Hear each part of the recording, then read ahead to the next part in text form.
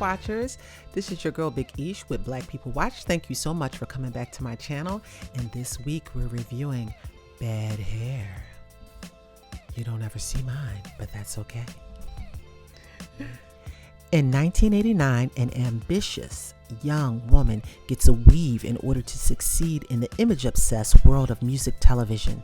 However, her flourishing career may come to a great cost when she realizes that her new hair may have a mind of its own.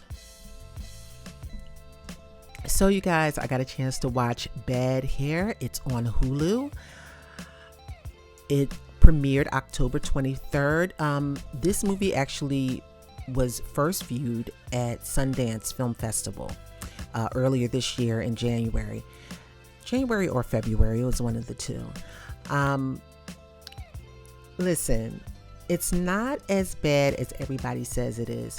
There are a couple of things. Well, first, let me start with what was good about this movie. I enjoyed the first half of this movie. I enjoyed Ella Raine as Anna. I love the cameo appearances from all of the stars: Jay Farrell, Lena Waithe, Vanessa Williams, Kelly Rowland, Usher, Blair Underwood, Shantae Adams, MC Lyte. It was really great to see some of these faces on the big screen, especially Kelly Rowland. I loved her character, Sandra. Sandra was like supposed to be a Janet Jackson type of character, and I think she did a great job. Her dancing, her singing, the song was spot on. She did a good job on that. I love me some Kelly Rowland, honey. She's just the cutest thing. This was my first time ever seeing Usher in a movie. I don't know if he's ever played in anything before, but it was great to see him in a movie. He did an okay job. I mean, it wasn't a whole lot he could do with the script. It wasn't a deep character, but it was good to see him try and transition to movies. And I enjoy seeing people come into the movie industry that are from other areas of entertainment, and I think that's fun. And I think that it's good for entertainers to step out of their comfort zone and do other things. So I enjoyed that. Justin Simien is the writer and director of this film. I had the pleasure to interview him and Ella Raine with the members of AFCA, that is my critics group, and they were so gracious and so nice. He really came from a great place with this movie. So I'm just going to say good job to him, because let me tell you something. It's great to have Black films to talk about, even if it's not so good. Okay.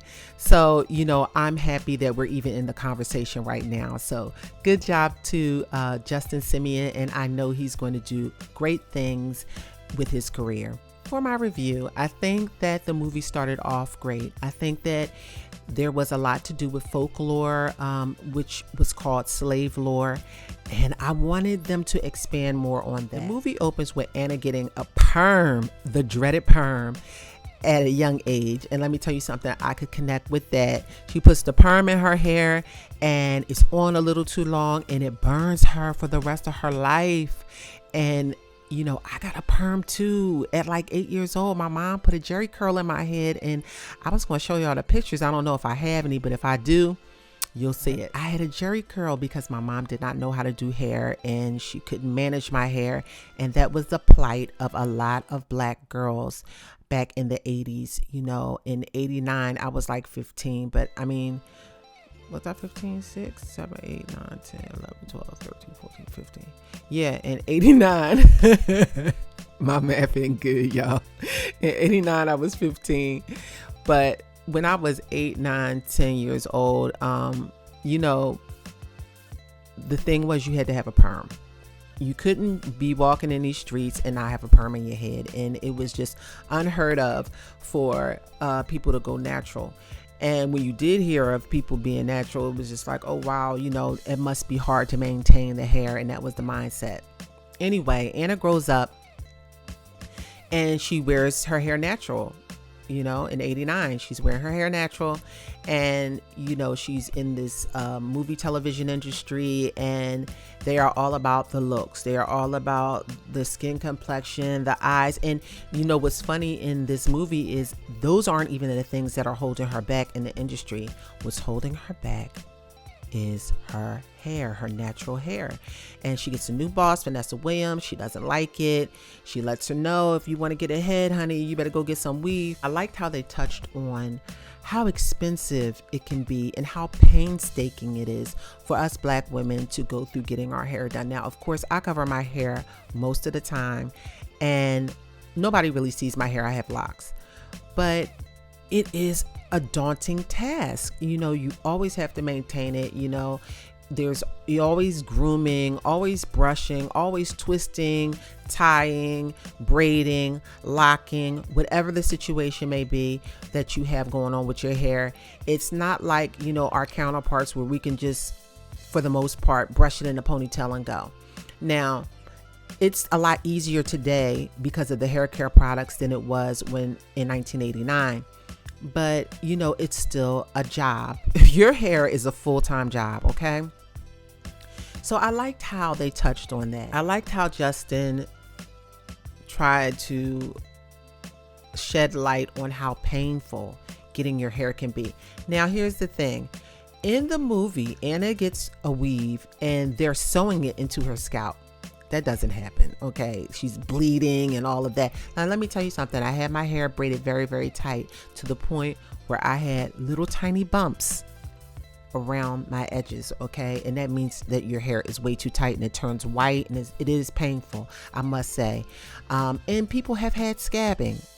So I've heard of it, but they're not sewing the weave into your scalp. They sew the weave into your braid. So, that was a little bit of a misrepresentation. I don't know if they did that on purpose just to show that the character or this situation was different. I'm not really sure why they did that. Laverne Cox was the one that, Laverne Cox was the one that was sewing, was the hairdresser that sewed the weave into Anna's hair.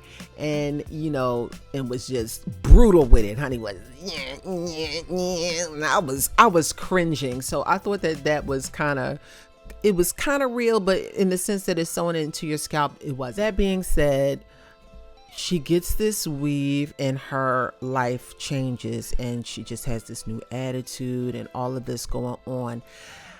I thought the first half of the movie was pretty good. I was interested. I think where the movie went wrong was it's too long. It was way too long. It was 2 hours to tell this story and I wasn't that interested, I have to admit.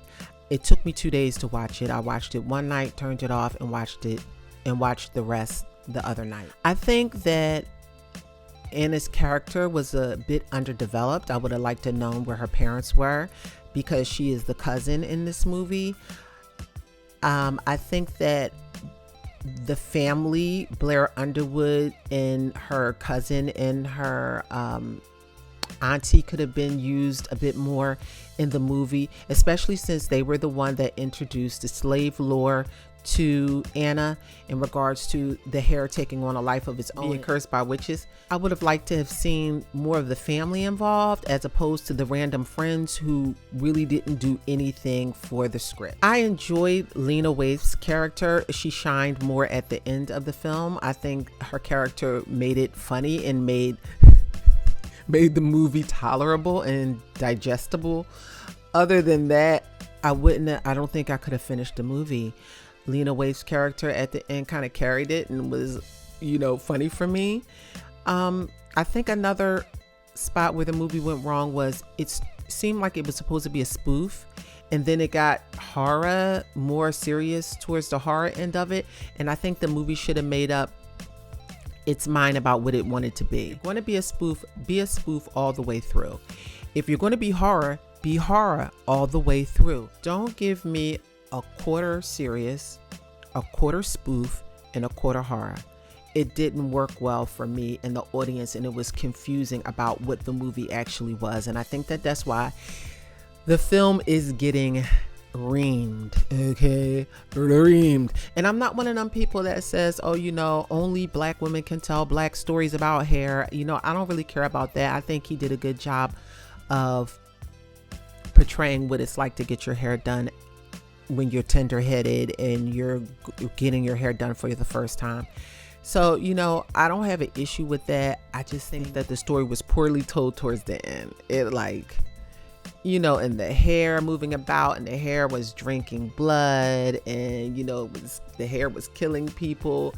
What I did like, however, was the slave lore aspect of it, and I would have liked to even seen more of that, more of the backstory on how the hair became possessed. So, I don't know, you guys. Listen, it's Halloween. There's nothing to do. If you're home, and you should be, because we're quarantined still. Don't be out here like, old homeboy telling y'all to walk around here without no mask on. You should be home, and you should be quarantined, and you should be watching movies. Let me tell you something. Support our brother, Justin Simeon, because he's part of the conversation. It was interesting to watch. That's all I can say. I'm not going to say I loved it, and I'm not going to say I hated it, because I did not hate it. I enjoyed the first half of the movie. I felt like they could have called me, and I could have got them a great ending. But other than that, you know what I'm saying? It was alright. It was just alright. You know what I mean? It was just okay. So, listen, it's Halloween. Watch it. It's the weekend. Have some fun. Let me know what you think. You're going to need a little bit of time on your hands at almost 2 hours with this movie. But other than that, it was just alright. Turn it on. Let me know what you thought of it. Let me know if I'm wrong. Let me know if your girl is wrong. But you know what? They tell me I'm spot on. That's why I created this channel. So, holla at me, and I'll talk to you next time. Bye.